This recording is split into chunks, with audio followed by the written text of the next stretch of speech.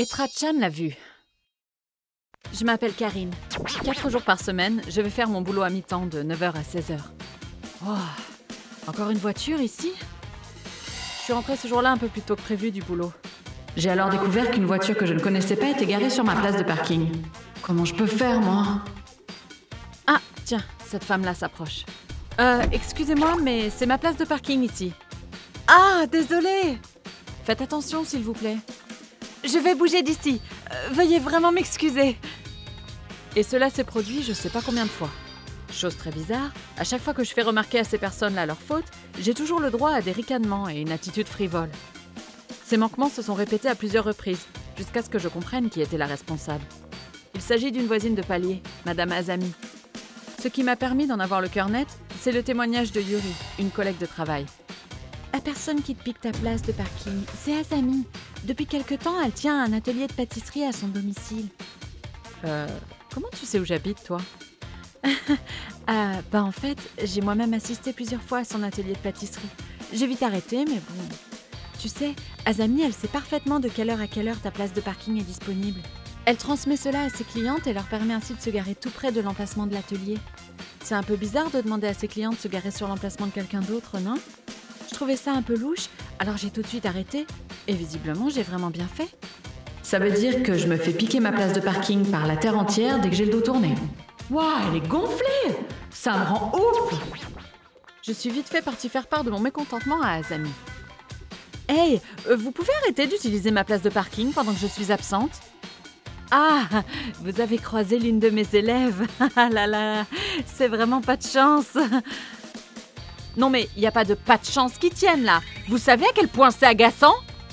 Très bien, alors je vous invite à m'indiquer quelles sont les heures où vous n'occupez pas la place de parking afin de déterminer les créneaux qui conviennent à tout le monde, d'accord?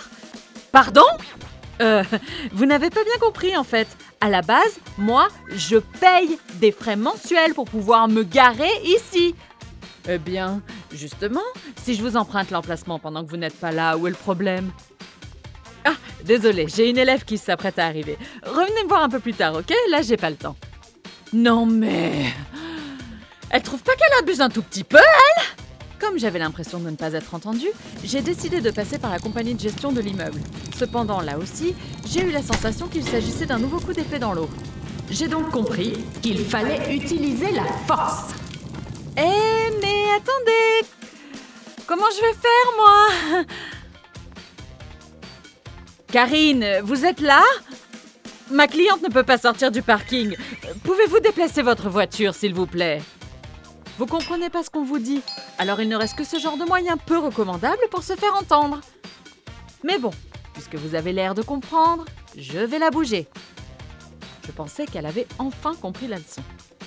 Mais voilà que quelques jours plus tard... Quoi? Encore?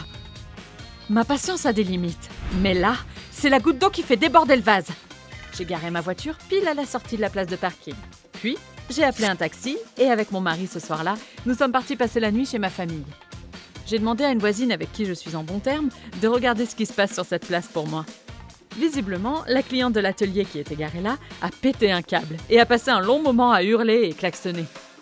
Dégage! Dégage! Oh, ta gueule! Tu nous saoules, là! Se faisant hurler dessus par de nombreux voisins, la cliente décida de laisser sa voiture sur place et de quitter les lieux. Le jour suivant, quand je suis rentrée chez moi... Karine, vous vous rendez compte de ce que vous faites? Savez-vous ce que ma cliente a enduré par votre faute? C'est plutôt à moi de dire ça. Pourquoi vous comprenez pas les choses, même quand on vous les répète? Si vous avez un problème, pouvez-vous vous adresser à la société qui gère l'immeuble? Elle se chargera de me contacter. Sur ce, Azami contacta la société en question. Évidemment, loin d'accéder à sa requête farfelue, il la prévint que si elle persistait à ne pas écouter mes avertissements, elle devrait purement et simplement quitter la résidence. Quelques jours plus tard, Azami quitta effectivement la résidence. Azami a déménagé dans une maison plein pied et a recommencé à faire ses ateliers de pâtisserie. Elle m'a même envoyé un message pour me relancer, mais bon... Tiens donc. Bah, donc elle embête personne, pourquoi pas? Mais bon, son manque de tact et de discernement l'amèneront sûrement à sa perte, je pense. Faut dire que ses élèves aussi n'avaient pas l'air très commodes. Peut-être qu'à force d'avoir un professeur taré, les élèves deviennent un peu tous tarés à leur tour. Peut-être bien, oui. Et ainsi, le spectacle de la place de parking toucha à sa fin. ご視聴いただきありがとうございました。最初から車を止めていない間だけ生徒さんの車を止めさせてくださいなんて聞けばよかったんですよ。まああらかじめ聞いていたとしても答えはノーだったと思いますがね。それにしても生徒さんたちも何か疑問を持っていなかったんですかね。皆さんはどう感じましたか？コメント欄に書いていただけると嬉しいです。